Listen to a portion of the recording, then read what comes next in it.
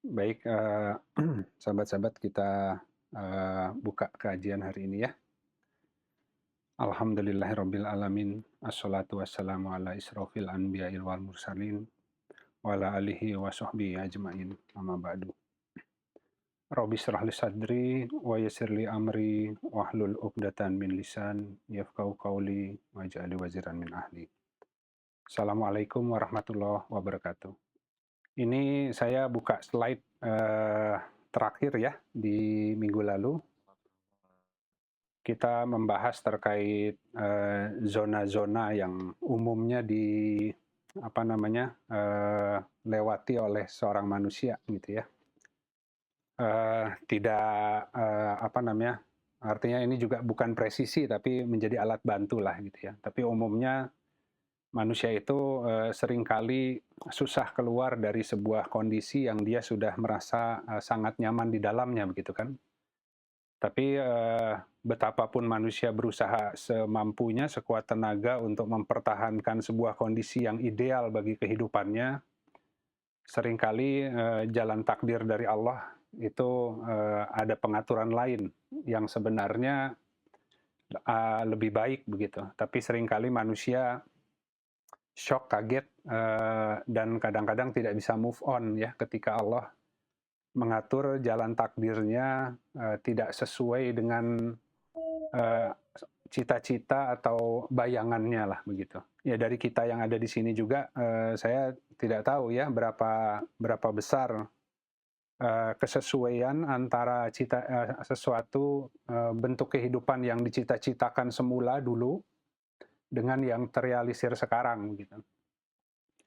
Nah, tapi sebenarnya ada maksud Allah kemudian mengatur demikian, namun seringkali kita masih terikat oleh bentuk kehidupan yang lama.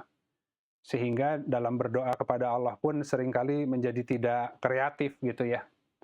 Doanya menjadi salah karena apa? Karena yang diminta adalah agar dikembalikan semua kenikmatan, pola-pola kehidupan, kenikmatan yang sebelumnya telah dia peroleh gitu. Padahal tentu Allah hendak menyempurnakan nikmatnya. Nah, ketika memasuki sebuah zona-zona baru begitu, dia harus melepas dulu gitu semua ikatan masa lalunya gitu. Itu antara lain dari janji setan akan menggoda manusia dari arah belakang kan. Jadi banyak penyesalan, banyak trauma dalam kehidupan yang akhirnya itu menghalangi langkah ke depan. Gitu. Ditambah juga dengan godaan dari depan terkait macam-macam ketakutan gitu ya, karena memasuki sebuah bentuk kehidupan yang baru dan banyak ketidakpastian di sana dan ketidaktahuan, maka dia lebih seringkali kalah dengan macam-macam ketakutan yang belum tentu juga terjadi gitu. Dan kalaupun ketakutan itu yang ditakuti terjadi, ternyata setelah menimpa dia tidak seburuk yang dia bayangkan ya. It's not that bad kata orang itu ya. Nah, baik sahabat-sahabat, jadi kita akan masuk ke slide kajian hari ini. Ini hanya sekedar untuk mereview terkait yang minggu lalu telah kita bahas. Nah, jadi materi hari ini terkait dengan zona ketakutan, gitu ya. Jadi umumnya manusia menjadi goncang terhadap macam-macam perubahan dan hal-hal baru yang belum dia pahami, gitu. Seringkali berlaku tidak sabar, gitu kan. Nah, Al-Quran juga kemudian menjelaskan dalam kisahnya Nabi Musa dan Nabi Khidir pun begitu. Bagaimana engkau bisa bersabar terhadap sesuatu yang engkau belum memiliki pengetahuan yang cukup tentangnya gitu kan. Padahal kita tahu pertolongan dari Allah itu adalah dengan sabar dan sholat gitu. Sabar dulu, baru sholat gitu. Karena tanpa kesabaran, sholat juga rasanya susah ya gitu. Karena manusia tanpa kesabaran akan cenderung untuk putus asa atau bergerak panik gitu ya, sehingga belum memahami ya yang Allah gelar, tidak pula bertanya, tiba-tiba langsung loncat kepada sebuah usaha mengandalkan kekuatannya sendiri gitu. Saya akan buka dulu dengan sebuah ayat pengantar ya. Di Quran surat Al-Hasyr, Quran 59 ya, surat 59 ayat 21 sampai 22. Nah, jadi kita sama-sama dengarkan dulu ya. Mungkin kita akan tuntaskan sampai ayat 24. Kita dengarkan saja kalimat Allah gitu ya. Dari sana nanti kita coba ambil pelajarannya begitu ya, sesuai yang Allah mampukan. Baik, mudah-mudahan terlihat. Auzubillahi minasyaitonirrajim. Bismillahirrahmanirrahim. Kita sama-sama dengarkan ya sahabat-sahabat sambil dibaca artinya di layar. Ya semoga ada hal yang kita bisa ambil hikmahnya. لو أنزلنا هذا القرآن على جبل لرأيته خاشعا متصدعا من خشية الله وتلك الأمثال نضربها للناس لعلهم يتفكرون هو الله الذي لا إله إلا هو عالم الغيب والشهادة هو الرحمن الرحيم هو الله الذي لا إله إلا هو الملك القدوس السلام المؤمن المهيمن العزيز الجبار المتكبر سبحان الله عما يشركون هو الله الخالق البارئ المصور له الأسماء الحسنى يسبح له ما في السماوات والأرض وهو العزيز الحكيم.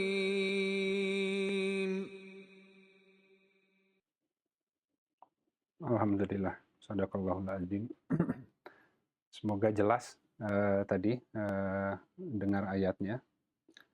Nah, sekarang kita ya sambil uji coba teknologi ya. Kita sama-sama lihat sebentar film mengenai petir. Jangan kaget ya suaranya, kalau volumenya perlu dikecilkan nanti silakan dikecilkan gitu ya, karena kita akan membahas ayat tentang petir. Wow. Wow.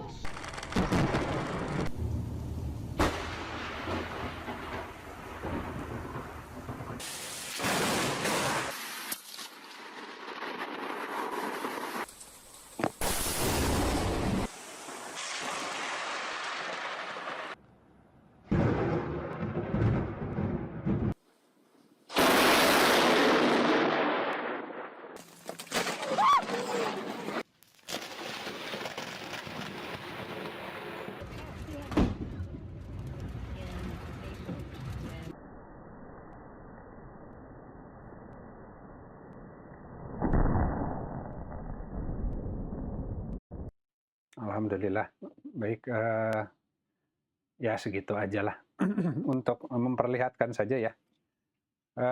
Semoga tadi terlihat dengan baik ya videonya dan audionya begitu. Nah, jadi terkait dengan ayat yang tadi kita akan lihat. Baik, jadi kita lihat tadi, alhamdulillah, tadi kita lihat Al-Quran surat ayat Al-Hasyr, Quran surat 59 ayat 21 sampai 22. Ya, artinya, terjemahannya, Auzubillahi minasyaitonirrajim, Bismillahirrahmanirrahim. Sekiranya kami turunkan Al-Quran di atas sebuah gunung, pasti kamu akan melihatnya tunduk terpecah dikarenakan takut kepada Allah. Dan itulah perumpamaan-perumpamaan yang kami buat untuk manusia agar mereka merenungkannya. Dialah Allah yang tiada Tuhan selain Dia, yang maha mengetahui yang goib dan yang tampak. Dialah yang maha pemurah, lagi maha penyayang. Nah, jadi kita akan coba masuk ya, lihat. Ini terkait dengan ketika manusia ditimpa berbagai macam ketakutan dan harapan di dalam kehidupan. Di dalam Quran Surat Ar-Rum, Quran Surat 30 ayat 24, dan di antara ayat-ayatnya dia memperlihatkan kepadamu kilat untuk menimbulkan rasa takut dan harapan. Dan dia menurunkan air dari langit, lalu menghidupkan bumi dengannya sesudah matinya. Sesungguhnya pada yang demikian itu benar-benar terdapat tanda-tanda bagi kaum yang mempergunakan akalnya.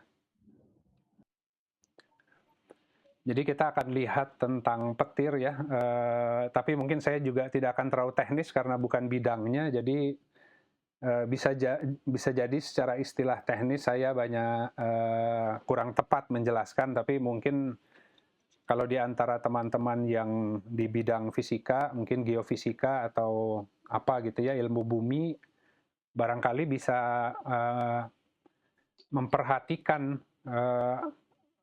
fenomena di balik petir gitu. Karena sebenarnya Allah sedang menyampaikan ayatnya kan melalui peristiwa tadi. Dan kita akan coba ambil apa maknanya di dalam kehidupan kita gitu. Nah, jadi yang menarik di Al-Quran itu ada 3 kata lah begitu ya yang terkait dengan petir itu ya.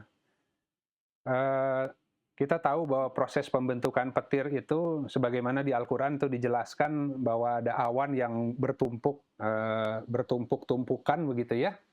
Kemudian membawa uap air ya, yang awan itu saling tindih menindih gelap, kemudian Allah gerakkan ke sebuah tempat ya, ke sebuah titik di bumi ya.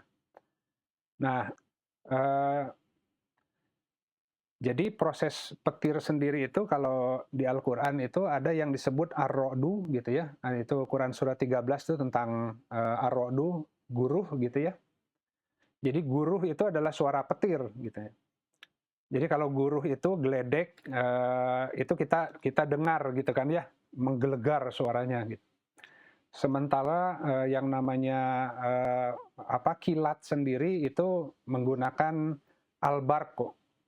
Ya, buruk itu dari sana, barkun gitu kan ya, itu kilat ya. Jadi kita bisa melihat tadi, kan tadi dalam fenomena alam yang terjadi, kita lihat saja sudah gemetar begitu. Jadi kita bisa mendengarkan suaranya yang menggelegar dan juga kita bisa melihat kilatannya gitu kan ya. Nah kemudian sementara kalau petir menyambar itu umumnya di Al-Quran menggunakan istilah as-sawaik gitu. Nah jadi yang satu itu mendengarkan ya, guruh tadi, yang kedua adalah melihat kilat. Nah yang ketiga kalau kesambar gitu kan, itu merasakan. Nah tapi di balik fenomena itu banyak hal yang luar biasa yang ditemukan apabila kita kemudian menyimak begitu ya terkait dengan fenomena yang ada di balik petir gitu. Jadi ini karena saya bukan bidangnya ya, saya sampaikan yang saya paham saja gitu ya. Jadi intinya petir itu di atas itu ada arus-arus listrik yang berbeda gitu ya, di antara udara dan udara itu, di antara awan dan awan gitu. Nah, kemudian termasuk dengan bumi gitu. Jadi petir itu yang dilakukan oleh petir itu setelah dia menyambar itu menstabilkan arus gitu. Makanya di dalam istilah teknisnya ada yang disebut positive charge, ada negative charge. Jadi kalau sahabat-sahabat melihat tadi cuplikan dari petir, dikatakan yang positive charge itu adalah petir yang umumnya tanda-tandanya itu dia garisnya itu kuat gitu ya, dan dia terjadi satu kali dengan hantaman yang keras gitu. Nah itu yang mematikan yang itu gitu. Tapi ada jenis petir yang disebut negative charge, itu adalah petir yang biasanya menyambar berulang-ulang kali gitu, dan itu tidak mematikan sifatnya gitu. Jadi di titik bumi itu beda-beda, ada yang positive charge, ada yang negative charge petir yang terjadi itu. Nah jadi kalau seperti kita ngecas aki mobil gitu ya, aki mobil kita mogok, kemudian kita pakai kabel jumper, kita pakai aki yang dari mobil lain, kemudian kita jumper ke mobil yang akinya soak gitu kan. Nah, itu ada arus positif negatif. Ketika itu disambungkan, si kabel itu yang menjadi penghantar. Nah, si alam itu, si udara itu menjadi itu gitu. Seperti kabel yang menghantarkan antara arus tadi gitu. Nah, dengan adanya petir itu kemudian dia menjadi stabil ya. Nah, yang menarik adalah kemudian ada proses yang terjadi ketika petir itu menyambar, kandungan gas di udara gitu ya, nitrogen itu terurai ya menjadi nitrogen oksida gitu kan ya. Dia bercampur dengan oksigen, kemudian ketika datang hujan dia menyerap ke tanah menjadi komponen yang dibutuhkan untuk tumbuh dengan suburnya tanam-tanaman, biasa disebut dengan nitrat ya. Jadi kalau pupuk ada NPK itu kan, N-nya itu ya nitrat itu gitu. Nah itu terjadi ketika tadi si molekul nitrogen itu diberikan panas yang tinggi, kemudian dia terpecah dan dia bercampur dengan udara, kemudian menyerap ke tanah gitu. Nah, karena saya bukan bidangnya, tapi pahamlah esensinya apa gitu kan ya. Nah, kita akan coba tarik kesimpulan itu untuk mengambil pelajaran dalam kehidupan kita masing-masing. Nah, jadi umumnya kan kita sering mendengar ya istilah bak disambar petir siang bolong gitu. Jadi ketika manusia itu terjadi sebuah perubahan yang tak terduga di dalam kehidupannya, biasanya manusia itu shock gitu. Ya. Ada sesuatu yang sangat dia takuti tiba-tiba menyambar, tiba-tiba terjadi gitu kan. Nah, itu arus-arus elektrik lah di dalam tubuh manusia itu bereaksi gitu. Makanya terjadi perasaan yang macam-macam kan, campur aduk tuh, panas, dingin, stres, sedih, campur marah dan sebagainya. Dia nggak bisa mendeskripsikan gitu. Tapi yang pasti dia tertimpa oleh sebuah kehidupan yang mungkin paling dia takuti sehingga semua tubuhnya bereaksi gitu. Nah, yang menarik di sana adalah kadang-kadang manusia itu tahu ya tahu ilmunya gitu. Jadi manusia itu sudah tahu sabar itu manfaatnya apa, fungsinya apa. Kalau sulit itu tawakal ya. Kalau mau diberi jalan keluar itu bertakwa. Jika ingin diberikan penghidupan yang baik maka beramal soleh. Yang namanya rizki itu sudah dijamin oleh Allah ya.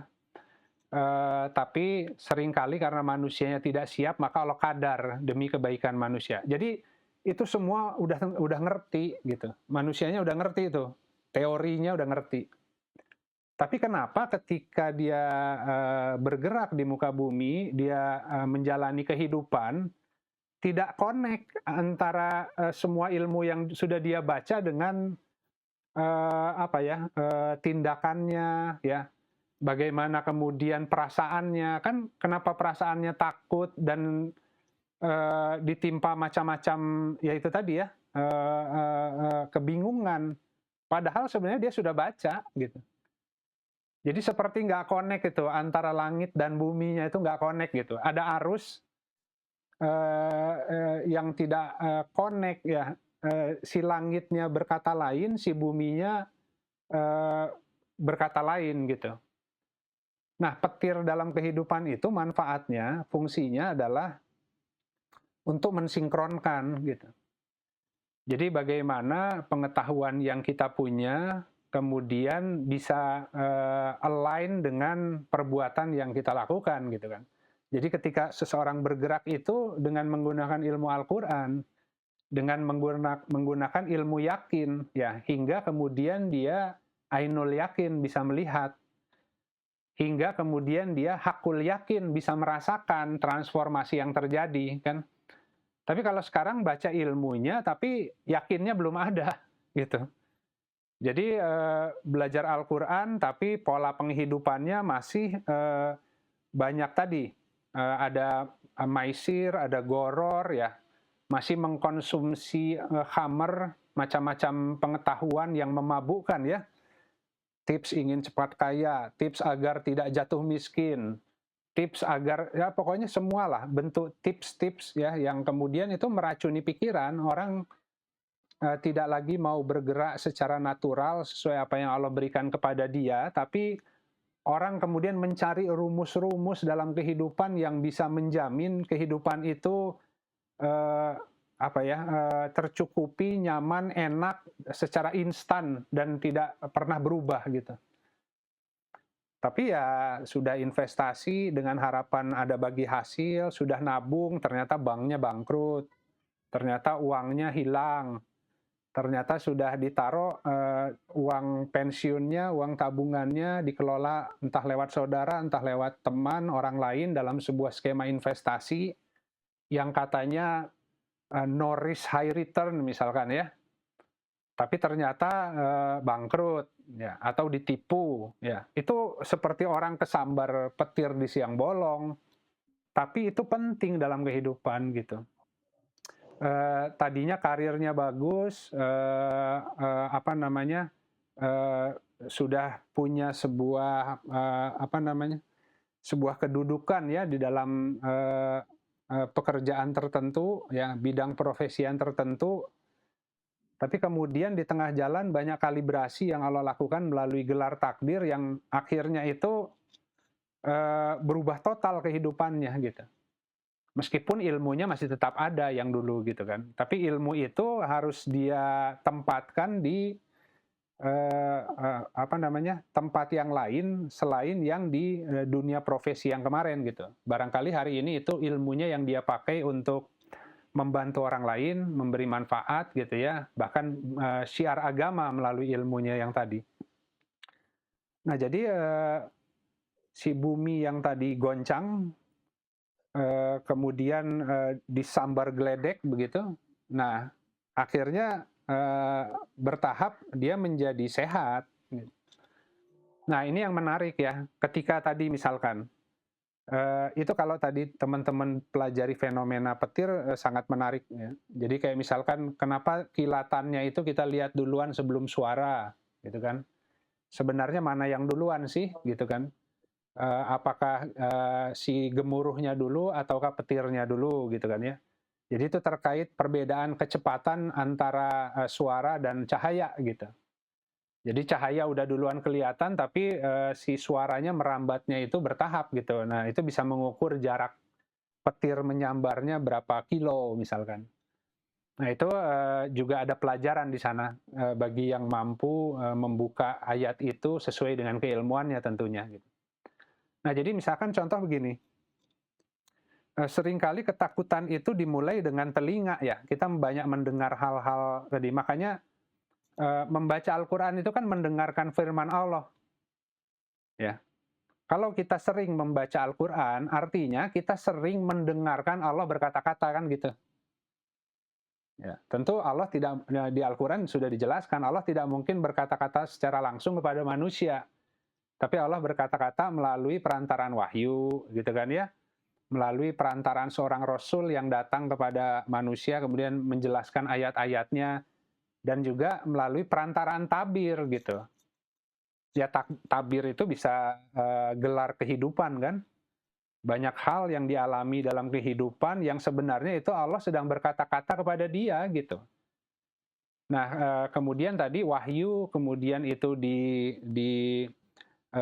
apa namanya, hari ini kita bisa punya mushaf Al-Quran kan, yang semua wahyu yang Rasulullah terima, ya, yang memang harus diabadikan sebagai kitab bagi kita, itu sudah terdokumentasi dengan baik di dalam mushaf yang hari ini kita baca gitu. Nah, sebenarnya ketika kita membaca Al-Quran, itu kita sedang mendengarkan Allah berkata-kata kepada kita. Gitu. Makanya barang siapa yang rindu untuk berkata-kata kepada Allah, maka hendaklah dia sholat. Gitu. Tapi barang siapa yang rindu ingin mendengarkan Allah berkata-kata kepada dia, maka bacalah Al-Quran. Gitu. Nah, manusia itu apa yang paling sering dia dengar, itulah yang kemudian menjadi keyakinannya gitu. Ya, jadi kalau misalkan kita terus-menerus membaca Al-Quran, kemudian semua problem kehidupan kita baca, kita cari di Al-Quran, itu kita sedang mendengar Allah menjelaskan tentang banyak cara untuk berkehidupan yang baik lah gitu. Kehidupan yang Allah ridhoi, agar tadi ya, semua rizki, kenikmatan itu Allah berikan ya, Allah sempurnakan itu seperti apa, itu semua ada di sana. Nah, cuman manusia ini telinganya pun banyak mendengarkan hal-hal lain kan. Ya, mendengar ilmu yang tidak hak itu sama dengan mengisi diri dengan landasan perkataan-perkataan yang tadi ya. Jadi kalau dia sering dengar gosip, dia sering dengar rumor, dia sering membaca buku-buku yang menjanjikan kehidupan-kehidupan yang instan, itu artinya keyakinannya akan ke sana. Atau kalau dia baca Al-Quran juga dan juga masih membaca buku-buku yang seperti itu, tabrakan, bingung siapa yang didengarkan gitu. Yang seharusnya kita boleh mendengarkan konsep-konsep lain, tapi kemudian kita kalibrasi dengan apa yang Allah firmankan gitu. Jadi semua ilmu, semua bacaan, semua pendengaran, semua penglihatan yang kita alami, itu harus dikalibrasi oleh Al-Quran, agar kita tahu mana yang hak, mana yang tercampur dengan yang batil. Nah, yang batilnya jangan diikuti. Gitu. Ketika datang ketakutan dalam kehidupan, mana sih ketakutan yang hak, mana yang tidak? Ya, jadi kita sering ditakut-takuti dengan was-was dari syaitan, padahal di Al-Quran dijelaskan bahwa syaitan itu nggak punya kuasa atas manusia ya, kecuali mereka yang menjadikan syaitan itu pimpinannya kan.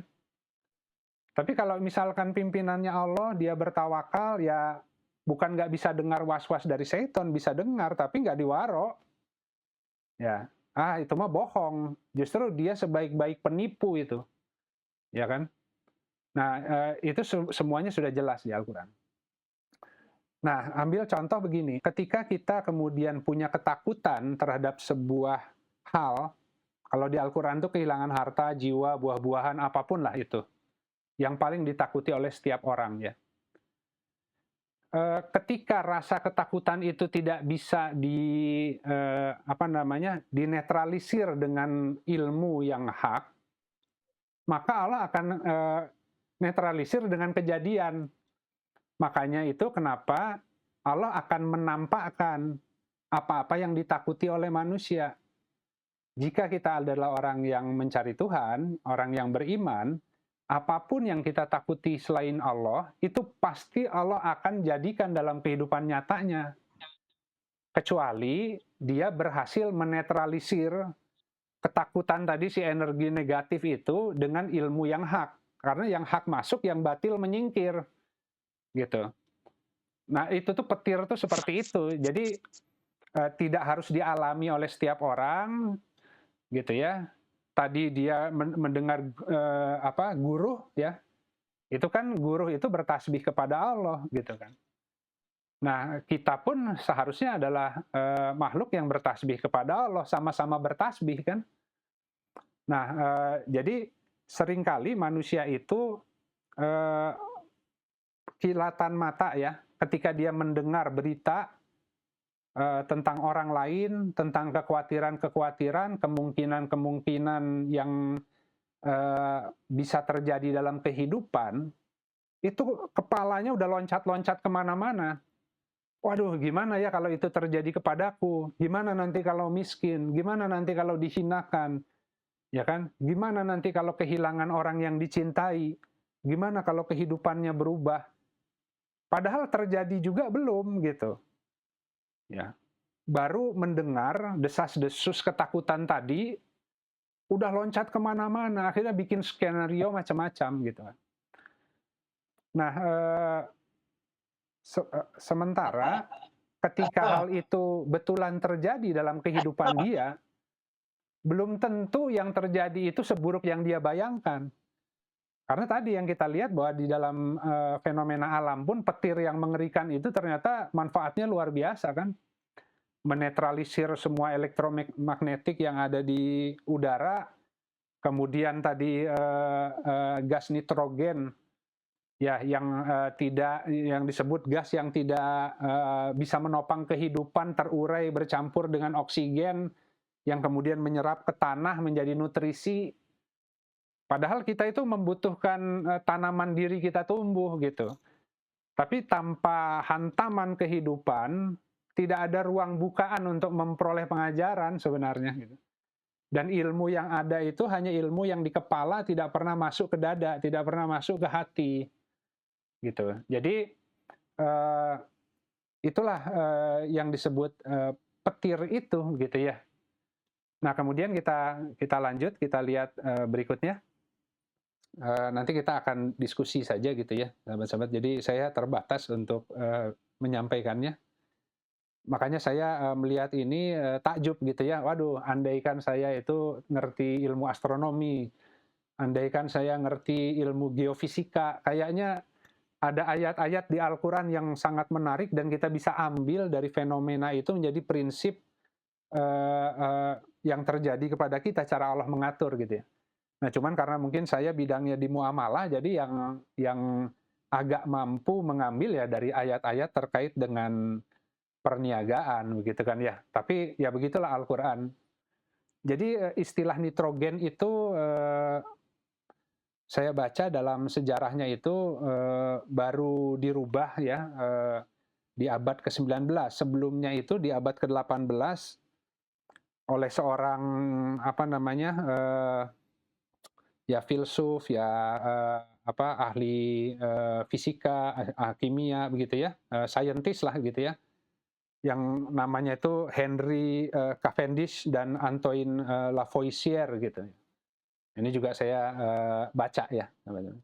Jadi nitrogen itu dari kata azote yang di dalam bahasa Yunani berarti tidak ada kehidupan gitu.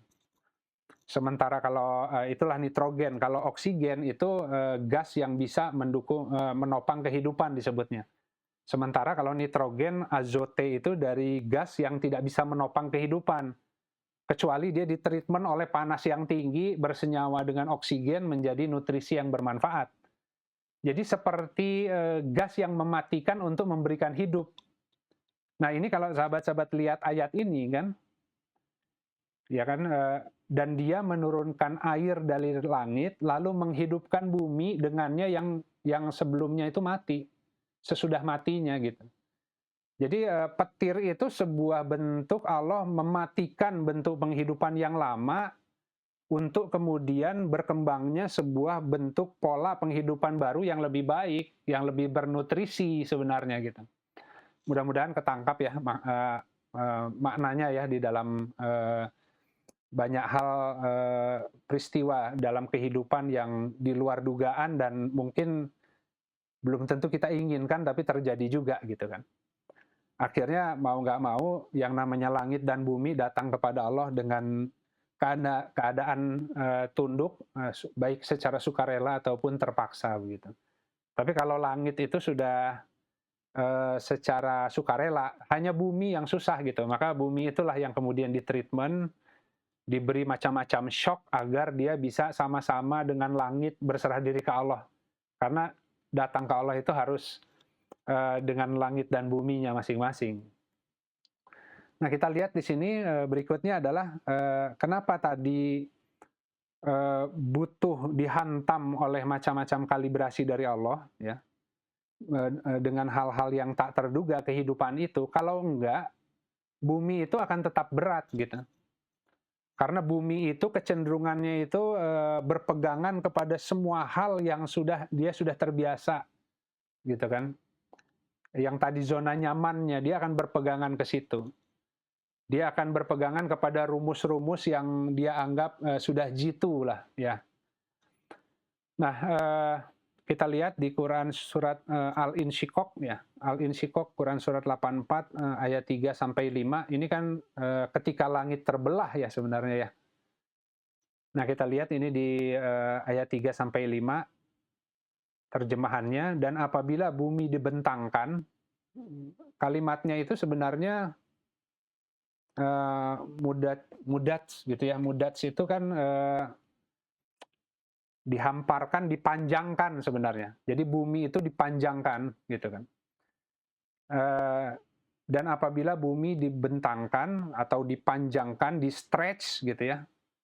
Ya, dan ia melemparkan apa-apa yang ada di dalamnya. Kemudian ia menjadi kosong.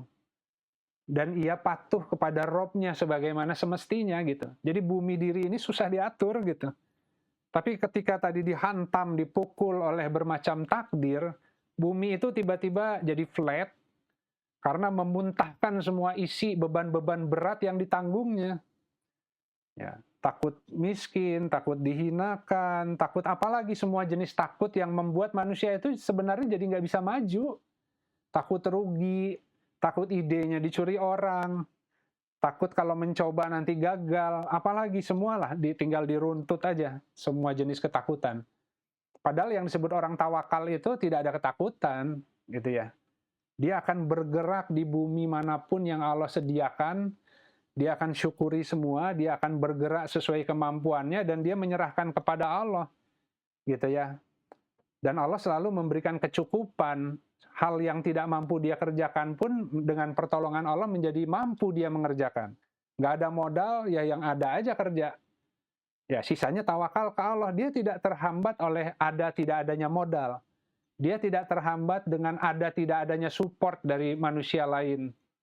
Ya, kalau dia sudah punya ketetapan hati, ya dia jalan aja semampunya sambil tawakal ke Allah. Nanti belakangan Allah tambah tuh. Modal yang nggak ada tiba-tiba datang yang punya modal. Ya, support nggak ada tiba-tiba datang tim yang kemudian mengapresiasi dan juga passion terhadap kebidangan itu. Boleh nggak saya ikut bantu? Jadi dia harus jalan dulu. Dia nggak boleh nunggu yang lain gitu. Nah, bumi itu menjadi ringan karena beban-bebannya itu sudah dibuang yang mengikat dia gitu. Segala macam ketakutan, ketergantungan kepada selain Allah, takut dengan bentuk A, B, C, nggak ada lagi gitu. Dia akan jalan dengan apapun bentuk kehidupan yang Allah berikan kepada dia, mau di atas, mau di bawah, gitu kan, semuanya baik gitu. Karena di sisi Allah yang paling mulia adalah yang paling takwa, gitu. Dimanapun ditempatkan di buminya posisinya gitu. Nah, kira-kira seperti itu, sahabat-sahabat. Jadi kita tahu di Al-Quran ada ayat terkait hendaklah engkau memperhatikan burung-burung gitu kan ya. Mereka bisa terbang dengan mudahnya gitu kan ya. Dan tidak ada yang menahannya kecuali tangan Allah gitu. Dan burung juga biasa diidentikan ketika disampaikan tentang ketawakalan, maka disuruh lihat burung gitu. Mereka bisa terbang bertasbih dengan bebas gitu. Ya Allah, ilhamnya Allah itu kemudian diikuti dengan pola tasbih yang sesuai dengan perangkat yang Allah berikan kepadanya. Nah, jadi sebenarnya kemampuan manusia untuk bisa bertasbih, mengalirkan diri dalam semua gelar kehidupan yang Allah berikan, itu hanya bisa karena izin Allah. Tidak ada manusia yang hebat sendiri, bisa bertasbih sendiri, ya bisa go with the flow, nggak ada. Ya, dia harus dilebarkan sudurnya agar mudah berserah diri. Ya, diangkat beban-beban yang memberati punggungnya, diberi petunjuk, diberi pengajaran, gitu kan ya. Dan yang utama adalah tadi syarat yang menghalangi dia, kenapa dia nggak bisa bertasbih seperti burung, karena terlalu berat buminya. Jadi berat bumi itu bukan artinya overweight ya, tapi berat bumi itu banyak ketakutan, ya, banyak ikatan gitu. Nah, cara Allah menyempurnakan manusia agar bisa bertasbih adalah dengan mengeluarkan isi perut bumi itu agar semua ketakutannya dihilangkan dulu. Makanya kenapa kita harus berjuang untuk menghilangkan ketakutan dengan ilmu yakin, dengan ilmu yakin, dengan Al-Quran. Karena kalau dengan ilmu tidak bisa dikalibrasi ketakutannya, maka Allah akan hadirkan, wujudkan dalam bentuk peristiwa. Jadi istilahnya disyariatkan lah, gitu, dibumikan. Nah itu aja, Ndra. Jadi kita diskusi saja gitu ya. Itu yang mampu saya sampaikan terkait ketakutan, ayat-ayat terkait ketakutan. Kalau harta, jiwa, buah-buahan, rasanya itu populer ya, sering dibahas, tapi saya ingin mengambil dari angle lain bahwa tadi Allah menggunakan petir begitu ya, dan kita mengambil pelajaran dari petir bahwa di balik semua goncangan yang terjadi karena perubahan kehidupan mendadak itu, andaikan saja manusia itu mau bersabar sebentar, dan tidak terus berandai-andai seandainya yang kemarin nggak hilang, seandainya kemarin saya tidak begini begitu, dan dia berusaha mengalirkan diri karena ini adalah kehendaknya Allah, maka dia akan mulai nanti bisa melihat banyak penyempurnaan sebenarnya. Gitu. Jadi andaikan manusia bisa bersabar, itu dia akan melihat bahwa apa yang terjadi, mungkin hal yang dulu dia anggap buruk, ketika dia sudah memahami hikmahnya, sekian tahun kemudian dia mengatakan bahwa takdir yang terbaik yang pernah menimpa saya adalah ketika saya dipecat misalkan. Ketika saya ditimpa kesulitan. Ya, padahal itu takdir yang dulu sangat berat, tapi hari ini itu adalah takdir terbaik. Kenapa? Tanpa takdir itu seseorang tidak akan mungkin berkembang menjadi bentukan terbaik sebagaimana yang hari ini gitu. Nah itu aja, terima kasih. Assalamualaikum warahmatullahi wabarakatuh. Saya bacakan aja ya. Assalamualaikum. Oh iya Pak. Ya. Ini pertanyaan dari Teh Kenny. Bagaimana kalau kita ada di zona nyaman, lalu kita mencukupkan aspek-aspek materialistik yang sudah kita raih atau dapatkan, apakah boleh seperti itu? Bentar ya, saya arahnya kemana ya ini ya. Jadi sebenarnya gini, Teh Kenny, zona nyaman itu kan istilah aja ya, istilah aja gitu. Jadi zona nyaman itu bukan berarti hidup nggak boleh nyaman, hidup boleh nyaman. Justru yang kita cari itu hidupnya nyaman tapi tidak terhalang dari Allah. Ya. Jadi kalau semua pemberian yang Allah berikan hari ini kepada kita dalam sebuah setting yang nikmat bisa kita pelihara dengan baik, bisa kita syukuri dengan baik, Allah tidak perlu mencabut kok, gitu, ya kan? Karena prinsipnya Allah hanya mencabut apa-apa yang kemudian menjadi penghalang antara si hamba kepada Allah, gitu. Nah, umumnya kehidupan yang baik itu membuat orang terikat, gitu, oleh bentuk itu. Saking takut kehilangannya, maka alih-alih dia itu kemudian ke Allah bergantungnya, dia bergantung kepada kondisi ideal yang dalam benaknya, gitu. Nah, kalau kita bisa tidak berpikir seperti itu, tapi terus menyadari bahwa ini semua itu Allah yang kasih loh, gitu. Ya kan? Allah yang kasih, kapanpun Allah bisa ambil. Tapi sebelum berpikir apakah ini akan Allah ambil atau tidak, maka semua yang ada ini akan aku syukuri dengan aku gunakan sesuai yang Allah ridho, misalkan gitu ya.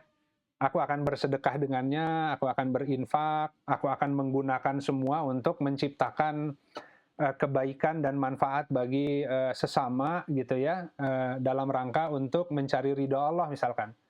Ya nggak perlu juga Allah kemudian cabut gitu kan. Karena di Al-Quran juga dikatakan begitu, jika mereka betul-betul bersyukur, kenapa kami hendak menyiksamu gitu kan. Nah jadi pertanyaan Teh Kenny, apakah tadi kalau kita ada di zona nyaman kemudian semua aspek materi dan non materi yang Allah berikan kepada kita itu boleh nggak ya kita cukup-cukupin gitu ya. Cukup-cukupin kalau dalam definisi saya ya kita atur-atur, kelola sesuai yang Allah kehendaki, maksudnya begitu. Kalau seperti itu sih enak, itu ideal banget gitu. Tapi karena manusia susah untuk bisa seperti itu, maka Allah harus menimpakan macam-macam kesulitan, ya kan? Bahkan kalau manusia menjaga tubuhnya aja yang sederhana. Kalau betul pola makannya diatur, pola olahraganya diatur, dibuat jurnal, tahu apa yang dibutuhkan oleh tubuhnya untuk mengerjakan sebuah tugas spesifik, ya. Pola makan, takaran makan, waktu makan, setiap orang tuh nggak sama, ya. Dari sekian list makanan minuman yang halal, itu ada sekian list terbaik bagi setiap orang, dan itu disesuaikan dengan amr urusannya. Ya, kalau orang yang kerjanya banyak mikir, dia mungkin konseptor, dia banyak bekerja di balik layar laptop, begitu kan ya. Ya tentu kalau makanannya normal, sehari 3 kali pakai nasi, di tengah-tengahnya ngemil, ya gemuk pasti. Ya, gemuk, sakit, nggak enak, lama-lama sakit pinggang, sakit ini, kerja, semua jadi nggak nyaman, kerja juga kan. Berpikir juga ketika tubuh gampang masuk angin dan sebagainya juga nggak akan nyaman gitu kan. Nah, maka dia harus atur berapa sih energi yang dia butuhkan untuk mensustain secara produktif kegiatannya sesuai dengan urusannya. Nah, itu nggak mudah tuh, ya.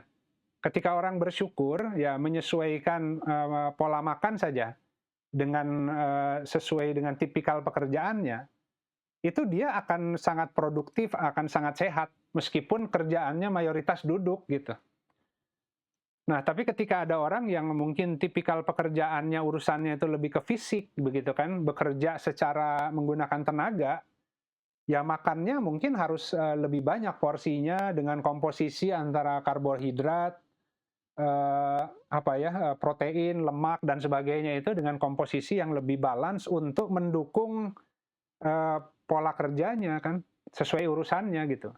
Jadi kalau makannya sedikit, kemudian pekerjaannya fisik, ya tidak akan optimal bekerjanya karena si tubuh itu kan butuh energi ya untuk mengerjakan tipikal pekerjaan tertentu, itu butuh asupan makanan yang sesuai gitu.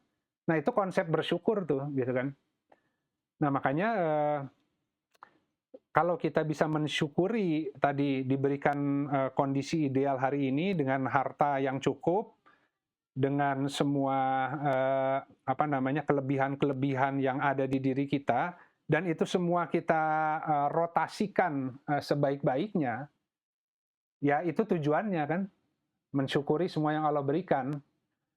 Gitu. Nah, jadi tidak ada masalah gitu. Jadi kalau zona nyaman itu terikat, kemudian tidak mensyukuri, takut hilang, tapi kemudian dia tidak mengenal begitu ya apa yang harus dia kerjakan dengan semua kenyamanan ini. Alih-alih dia bergerak kepada amal soleh dengan semua kecukupan yang Allah berikan hari ini, dia lebih sibuk mempertahankan kecukupannya ketimbang beramal dengan apa-apa yang Allah beri. Ya dicabut pasti, karena berarti dia nggak bisa beramal soleh dalam kondisi begitu, karena selalu takut hilang, takut kurang. Sekalian aja dicabut, biar hilang, biar kurang. Nah, kira-kira kalau sudah hilang, sudah kurang beneran, jangan-jangan dia malah bisa beramal soleh, atau terpaksa beramal soleh gitu. Itu bisa seperti itu. Gimana tadi Indra? Jadi dari zona takut ke zona belajar ya Indra? Ya, dari zona takut ke zona belajar. Iya. Iya. Ada aspek keberanian. Karena kan lawan takut itu berani. Iya. Iya. Iya, Indra. Kalau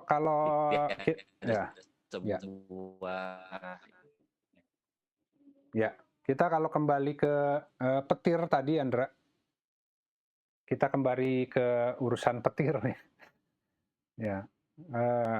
Ketakutan itu terjadi ketika ada petir menyambar dengan gemuruh, geledek ya.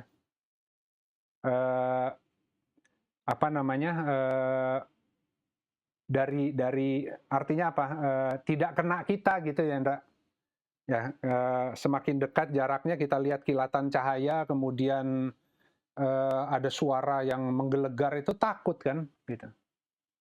Tapi kalau kitanya yang ketembak gimana, Ndra? Kira-kira masih sempat takut nggak gitu? Ya, nggak akan takut gitu, mati gitu. Jadi kalau orang itu ditimpa oleh kalibrasi Allah itu benar-benar mengena dia, tidak sempat takut lagi. Takut itu sebuah kondisi yang belum terjadi sebenarnya. Jadi takut itu adalah bayang-bayang terhadap sebuah kemungkinan buruk yang bisa terjadi dalam kehidupan kita, dan kita terlalu ancang-ancang takut menghindari itu kan. Nah, semakin itu seakan-akan nyata, makin dekat, itu suspense tuh, ketakutan manusia. Tapi kalau sudah ditimpa kondisi itu, takutnya hilang justru, mati dia. Ya. Tidak ada jalan lain kecuali menghadapi. Tapi yang menarik, yang luar biasa itu, ketika tadi kan disuruh diusir dari kampung halaman yang ayat minggu lalu kan, beribu-ribu orang itu disuruh membunuh diri, diusir dari kampung halaman, nggak ada yang pada mau gitu karena takut mati gitu. Tapi kalau sudah ditimpa oleh takdir Allah itu, dia jadi mati. Ya kenapa? Ya mau nggak mau harus menghadapi gitu. Mau nggak mau harus dilakukan gitu kan. Kenapa? Karena sudah terjadi. Dan ternyata ketika dia secara positif menghadapi kondisi yang sudah terjadi hari ini, baru dia kemudian ngebayangin it's not that bad. Ternyata tidak seburuk yang aku sangka ya. Padahal dulu tuh takut banget kalau masuk ke situasi gini. Ternyata setelah masuk di dalam situasi yang dulu ditakutinya, ternyata biasa aja di dalamnya. Tambah lagi kalau nanti ketemu orang lain, cerita orang lain juga ngalami, ternyata biasa aja ya. Gitu. Nah, tinggal nanti dia belajar itu, dia nanya lah ke orang lain, kamu dulu waktu ditimpa gitu seperti apa tips-tipsnya kan?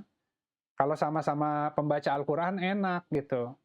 Ada ayat-ayat yang menjadi kunci, tapi juga bertukar cerita pengalaman tentang bagaimana aplikasi mekanisme dari ayat itu kemudian mewujud dalam kehidupannya, itu sesuatu yang menarik gitu kan ya. Jadi alih-alih mereka lama-lama nggak takut, tapi justru timbul keinginan untuk membuktikan. Ya, oh gitu ya prinsipnya. Ya pantesan kemarin saya nyoba begini, tiba-tiba ada jalan keluar. Nah ketika ada kasus baru, nah itu bertahap ya keyakinannya timbul. Ya, maka dia akan hadapi aja semua. Lama-lama mati betulan, mati maksudnya no fear gitu. Tidak ada ketakutan apapun kecuali kepada Allah saja gitu. Jadi mau ditimpa A, B, C, ya dia nggak tahu kan mana yang lebih baik bagi dia, hadapi aja gitu. Dan kalau tawakal benar pasti nggak akan apa-apalah gitu. Nah lama-lama ringan tuh buminya, bisa bergerak dengan mudah, bertasbih. Gitu, Ndra. Iya, alhamdulillah. Jadi ya memang maksudnya tadi ketika pembuktian demi pembuktian ya, akhirnya menjadi hujah, dan beberapa kali hujah akhirnya menjadi persaksian kan gitu. Betul. Mungkin Baik. nggak ada lagi pertanyaan yang masuk. Ya, mungkin untuk sesi hari ini kita sudahi sampai di sini. Insya Allah kita sambil mengambil keberkahan sholat di awal waktu ya. Amin. Mungkin untuk selanjutnya Ila serahkan ke Pak Yudi. Baik. Bagi sahabat-sahabat yang berkelapangan, silakan untuk menyalakan videonya untuk sesi dokumentasi. Mungkin seperti itu aja. Alhamdulillah. Baik, sahabat-sahabat yang berkelapangan untuk buka video, silakan. Yang tidak juga tidak apa-apa. Terima kasih banyak atas waktunya begitu ya. Saya kembali lagi, saya ulang-ulang bahwa saya yang paling memperoleh manfaat dari gelaran kajian yang kita gelar setiap minggu ini gitu ya. Nah, semoga juga ada manfaat buat sahabat-sahabat yang lain. Nah, semua hal ketakutan yang dihadapi dalam kehidupan itu adalah sesuatu yang belum terjadi. ya. Tapi belum tentu itu harus terjadi apabila kita sudah benar di dalam menyikapi segala sesuatu, gitu sahabat-sahabat. Jadi kita harus tahu bahwa di Al-Quran itu sudah Allah sampaikan, ya, Allah akan uji manusia sampai betul-betul tidak ada satupun yang dia takuti kecuali tidak memperoleh ridho Allah, gitu kan. Mau Syaiton, mau iblis, mau Ya'juj Ma'juj, orang-orang yang berbuat jahat, mau bencana apapun, itu pada prinsipnya semua atas pengaturan Allah, atas izin Allah, tidak akan terjadi tanpa sudah presisi Allah kadar menimpa siapa, kapan, berapa banyak, itu yang harus kita yakini. Nah, ketika ilmu kita itu sudah bisa mengkalibrasi semua rasa-rasa yang tidak hak yang kita alami, itu perwujudan dari ujian yang tadi itu tidak perlu hadir, ya.